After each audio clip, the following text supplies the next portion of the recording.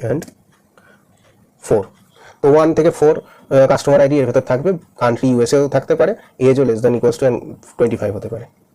তো দেখা যাচ্ছে যে আচ্ছা আমরা তাহলে এখানে কাস্টমার আইডিটাও প্রিন্ট করি, তাহলে বুঝতে সুবিধা হবে। দেখা যাচ্ছে 1 থেকে 4 কাস্টমার আইডি থাকবেই আমরা বলেছিলাম, তো 1 থেকে 4 কাস্টমার আইডিও দিয়েছে। Age less than equals to 25 যাদের যাদের আছে, দেখো এরাই লেস দ্যান ইকুয়ালস টু 25 ছিল, তাদেরকেও দিয়েছে। যারা ইউএসএতে বাস করছে তাদেরকেও দিয়েছে। দেখো তার মানে আমরা এখানে হোয়ারের আন্ডারে যে কন্ডিশন দিয়েছিলাম সেখানে প্রথমবারে একটা ছিল, তারপরে আমরা অর কন্ডিশন ইউজ করে দুটোকে কম্বাইন করলাম, দুটো কন্ডিশন, এখন আমরা 3টে কন্ডিশনকে কম্বাইন করেছি। এরকমভাবে আমাদের যত প্রয়োজন পড়বে, যত রকমের কন্ডিশন আমাদের রিকোয়ারমেন্ট থাকবে আমাদের অ্যানালিসিসের জন্য, তাকে আমরা এইখানে কম্বাইন করতে পারি একটার সাথে একটা, এবং অ্যাজ পার রিকোয়ারমেন্ট আমরা সেই কন্ডিশনগুলোকে এখানে দেবো।